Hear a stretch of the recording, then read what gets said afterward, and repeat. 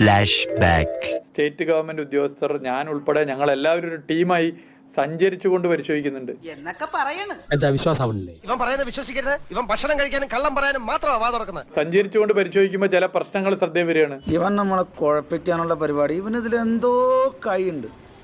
എന്നിട്ട് അപ്പൊ ഇത്തരം കാര്യങ്ങൾ മനസ്സിലാക്കണമെങ്കിൽ ഫീൽഡിൽ കൂടി പോകണം. ഞങ്ങൾ ഫീൽഡിൽ സ്ഥിരമായിട്ട് പോകുന്നുണ്ട്. ഈ പാലത്തിന്റെ മുഴുവൻ ക്രെഡിറ്റും എനിക്കും എന്റെ പാർട്ടിക്കും വേണം. എന്നാലേ അടുത്ത ഇലക്ഷൻ ഒന്ന് പിടിച്ചു നിൽക്കാൻ പറ്റൂ. ഇന്നലത്തെ യോഗം എന്ന് പറഞ്ഞാൽ തൊട്ടുകൊണ്ടുള്ള പരിശോധനയാണ്. ഇങ്ങനെ ഇടയ്ക്കിടെ നടത്തുന്നുണ്ട്. കൊല്ലത്തിലൊരു യോഗമല്ല. ഈ ഫൂളിഷ് ലൈസ് ഒക്കെ എല്ലാവരും വിശ്വസിക്കുന്നു വിചാരിച്ചിട്ടാ? സ്വന്തം ഇഷ്ടത്തിന് തട്ടിവിടുന്നതാണ്. നാക്കെടുത്താന്നുണേ പറയൂ. മലപ്പുറം കൂരിയാട് ദേശീയപാത സർവീസ് റോഡിലേക്ക് ഇടിഞ്ഞു താഴ്ന്ന് അപകടം.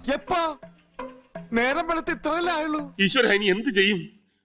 ആലോചിച്ചിട്ട് ഒരെത്തും പിടിയും കിട്ടുന്നില്ല. കല്ലും മണ്ണും താഴേക്ക് പതിച്ചു. ഓടിക്കൊണ്ടിരുന്ന വാഹനങ്ങളുടെ മുകളിലേക്കാണ് ഇവ പതിച്ചത്. തലനാരിഴയ്ക്കാണ് യാത്രക്കാർ രക്ഷപ്പെട്ടത്. ഇന്നലത്തെ യോഗം എന്ന് പറഞ്ഞാൽ തൊട്ടുകൊണ്ടുള്ള പരിശോധനയാണ്. ഇങ്ങനെ ഇടയ്ക്കിടെ നടത്തുന്നുണ്ട്.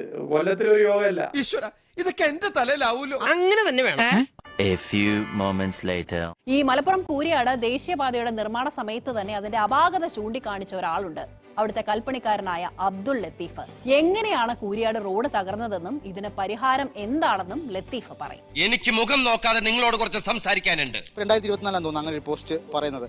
ആ പോസ്റ്റ് അന്ന് ഇടാനുള്ളൊരു സാഹചര്യം എന്തായിരുന്നു? ചതുപ്പുള്ള ഏരിയനെ ഒരു കറക്റ്റ് മനസ്സിലാക്കാൻ പറ്റില്ല എന്നുള്ള ഒറ്റ കുഴപ്പമുള്ളൂ.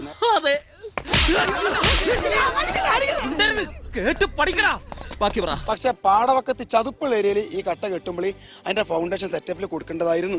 അത് ഓർക്ക് മനസ്സിലായിട്ടില്ല എന്ന് തോന്നുന്നത്. അതുകൊണ്ട് സംഭവിച്ച ഒരു പ്രശ്നമാണ് ഇപ്പത്. എന്താ ശരിയല്ല മാവ?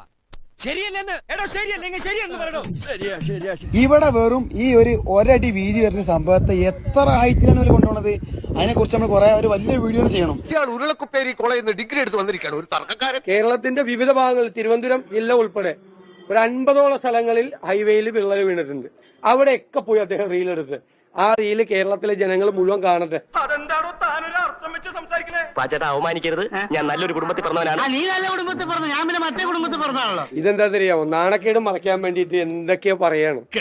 സത്യമാണെങ്കിലും എനിക്ക് അംഗീകരിച്ചു കൊടുക്കാൻ പറ്റുമോ? കേന്ദ്ര സർക്കാർ നടപ്പിലാക്കുന്ന ഒരു പദ്ധതിയുടെ പൂർണ്ണമായ ക്രെഡിറ്റ് ഇവരെടുക്കാൻ നോക്കി.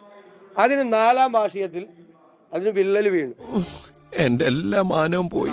സാരില്ല, നീ എവിടെ പരിപാടി അവതരിപ്പിച്ചാലും ഇത് തന്നെയാണല്ലോ നിന്റെ വിധി.